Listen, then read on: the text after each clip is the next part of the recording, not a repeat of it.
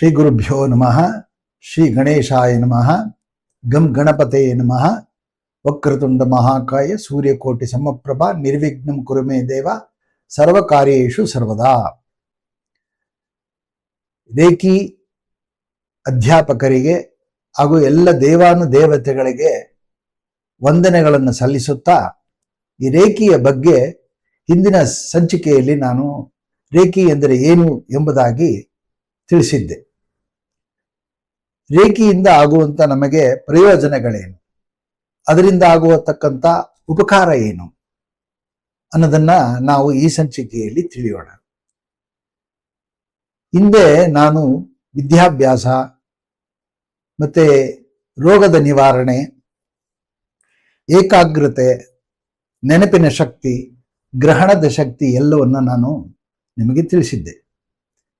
ಈಗ ಈ ಸಂಚಿಕೆಯಲ್ಲಿ ಇದರದೇ ಆದ ಮುಂದುವರೆದ ಭಾಗ ಏನಪ್ಪಾ ಅಂದ್ರೆ, ಈ ರೇಖಿ ಅಭ್ಯಾಸ ಮಾಡೋದ್ರಿಂದ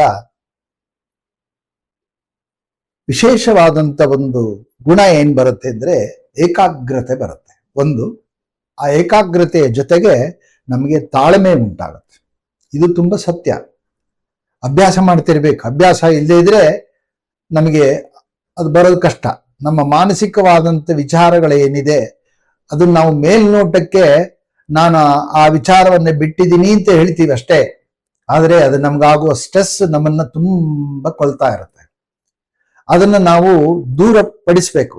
ಆ ದೂರಪಡಿಸ್ಬೇಕಂದ್ರೆ ಏನ್ ಮಾಡ್ಬೇಕು? ರೇಖಿ ಅಭ್ಯಾಸ ಮಾಡ್ತಾ ಇರ್ಬೇಕು. ಅದನ್ನ ನಾನು ನಿಮಗೆ ಹೇಳ್ಕೊಡ್ತೀನಿ. ಅದರಲ್ಲಿ 3 ಹಂತಗಳಿದೆ. ಅದನ್ನ ನಾವು ಕಲ್ತ್ಕೊಂಡಾಗ ನಮಗಾಗುವಂತಹ ಪ್ರಯೋಜನ ಬಹಳ ತುಂಬಾ ಚೆನ್ನಾಗಿದೆ. ಅದಕ್ಕೆ ನಾನು ಸಾಕ್ಷಿಯಾಗಿದ್ದೀನಿ. ಹೇಳ್ತಿರ್ತೀವಿ, ಈ ವಿಚಾರ ಬಿಟ್ಬಿಟ್ಟೆ, ಈ ವಿಚಾರ ನಾನು ತಲೆಗೆ ಹಚ್ಕೊಳ್ಳಲ್ಲ, ನಾನು ಈ ರೀತಿಯಾದಂಥ ಮಾನಸಿಕವಾದಂಥ ವೇದನೆಯನ್ನು ಪಡಲ್ಲ ಅಂತ ಹೇಳ್ತಾ ಇರ್ತೀವಿ. ಆದರೆ ನಮಗೆ ಆಗಾಗ ಅದು ನಮಗೆ ಮೆಲುಕಾಗ್ತಾನೆ ಇರುತ್ತೆ. ಕಾರಣ ಯಾಕೆ ನೋಡಿ? Conscious, sub conscious, triple conscious, super conscious ಅಂತ ಇರುತ್ತೆ. ಕಾನ್ಶಿಯಸ್ಸು ಮೇಲ್ನೋಟಕ್ಕೆ ಮಾತ್ರ ಇರುತ್ತೆ. ಆದರೆ ಸಬ್ ಕಾನ್ಶಿಯಸ್ಸು ಸುಷುಪ್ತ ಮನಸ್ಸು. ನಾವು ನಿದ್ದೆ ಮಾಡ್ತಾ ಇರ್ತೀವಿ. ಆ ಎಚ್ಚರದಲ್ಲಿ ಇರುವಂತಹ ಏನು ನಮಗೆ ವಿಚಾರ ಇದೆ ಅದನ್ನ ನಾವು ಮುಳುಗಿಸ್ಬಿಡ್ತೀವಿ. ಅದಕ್ಕೆ ನಮಗೆ ನಿದ್ದೆ ಮಾಡಿದಾಗ ಹೊಟ್ಟೋಗ್ಬಿಡುತ್ತೆ. ಆದ್ರೆ ನಮ್ಮ ಒಳಗಿರುವ ಸಬ್ ಕಾನ್ಶಿಯಸ್ ಏನಿದೆ, ಸುಷುಪ್ತಾವಸ್ಥೆ ಮನಸ್ಸು, ಅದು ನಮಗೆ ಎಚ್ಚರದಿಂದ ಆಗ ನಮಗೆ ಪಿಕ್ಚರ್ ತೋರಿಸ್ತಾ ಇರುತ್ತೆ. ಅದೇ ನಮಗಾಗುವಂತ ನೋವುಗಳು. ಆ ನೋವನ್ನು ನಾವು ಮರಿಬೇಕು ಅಂದ್ರೆ ಮೊದಲು ನಾವು ಅದನ್ನ ಕೊಲ್ಲಬೇಕು ಅಂದ್ರೆ ಏನು? ಆ ವಿಚಾರನ ಮತ್ತೆ ಮೆಲುಕು ಹಾಕಬಾರದು. ನಾವು ಯಾವ ವಿಚಾರವನ್ನ ಮೆಲುಕು ಹಾಕ್ಬೇಕೋ ಆ ವಿಚಾರ ಮೆಲುಕು ಹಾಕಲ್ಲ. ಯಾವ್ದಾದ್ರು ಒಳ್ಳೆ ವಿಚಾರ, ಇವಾಗ ನೋಡಿ, ನಾನು ಇವತ್ತು ತುಂಬಾ ಚೆನ್ನಾಗಿದ್ದೀನಿ, ಬೆಳಗ್ಗೆ ಎದ್ದು ಅನ್ಕೊಳ್ಳಿ, ಎದ್ದು ಕೂಡ್ಲೇನೆ ಈ ದಿನ ಶುಭ ದಿನ, ಈ ವಾರ ಶುಭ ವಾರ, ಇಂದಿನ ಯೋಗ ಶುಭ ಯೋಗ, ಇಂದಿನ ಕರ್ಣ ಶುಭ ಕರ್ಣ, ಇಂದು ಎಲ್ಲ ನಮ್ಗೆ ಒಳ್ಳೇದಾಗತ್ತೆ, ದೇವರು ನಮ್ಮ ಭಾಗಕ್ಕೆಲ್ಲ ಒಳ್ಳೇದ್ ಮಾಡ್ತಾನೆ ಅಂತ ಈ ಭಾವನೆ ಬಂತು ಅಂದ್ರೆ ಇದು ಅಭ್ಯಾಸ ಮಾಡ್ತಾ ಇದೆ ನೋಡಿ. ಇದು ನಾವು ಅಭ್ಯಾಸ ಮಾಡಲ್ಲ. ಇವತ್ತೇನಾಗತ್ತೋ, ಈ ನೆನ್ನೆ ಹಿಂಗಾಯ್ತು, ಇವತ್ತು ಹಿಂಗಾಗತ್ತೆ, ಇದೇ ನಮ್ ಸಬ್ ಕಾನ್ಶಿಯಸ್ ಅಲ್ಲಿ ಟರ್ನ್ ಆಗ್ತಾನೆ ಇರೋದ್ರಿಂದ ಅದೇ ವಿಚಾರ ಮತ್ತೆ ಪುನಃ ಬೆಳಗ್ಗೆ ಮೆಲುಕಾಗ್ತೀವಿ. ಬೇಡ, ಆ ವಿಚಾರಗಳು ಬೇಡ.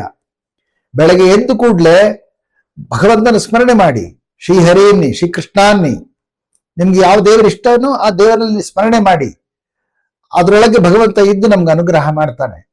ಆದ್ರೆ ನಮ್ಮ ಕಾನ್ಫಿಡೆನ್ಸ್ ಇಂದ ನಾವು ಹೇಳ್ಬೇಕು, ಎಸ್, ಇವತ್ತು ನಾನು ತುಂಬಾ ಚೆನ್ನಾಗಿದ್ದೀನಿ, ಇವತ್ತು ನನಗೆಲ್ಲ ಜನಗಳು ನನಗೆ ತುಂಬಾ ಚೆನ್ನಾಗಿ ಸಂತೋಷದಿಂದ ಆತ್ಮೀಯವಾಗಿ ಮಾತಾಡಿಸ್ತಾರೆ, ನನ್ನ ಮನಸ್ಸಿಗೆ ಹಿತವಾಗುವಂತ ರೀತಿಯಲ್ಲಿ ನನ್ನ ಎಲ್ಲ ಕೆಲಸಗಳು ತುಂಬಾ ಚೆನ್ನಾಗಿ ಸೊಗಸಾಗಿ ನಡೆಯುತ್ತೆ.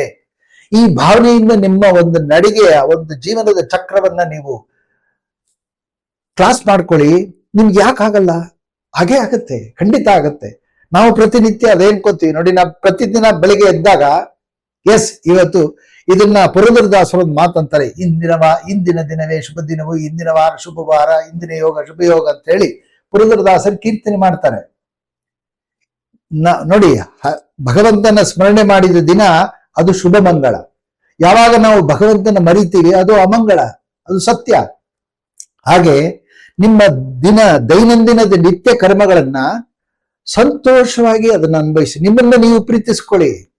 ನಾವು ಮೊಟ್ಟ ಮೊದಲು ಮಾಡೋದೇ ತಪ್ಪದು. ನಮ್ಮನ್ನ ನಾವು ಪ್ರೀತಿಸ್ಕೊಳ್ಳಲ್ಲ, ನಾವು ಯಾರನ್ನೋ ಇನ್ನೊಬ್ಬರನ್ನ ಪ್ರೀತಿಸ್ತೀವಿ. ಅದು ಬೇಡ.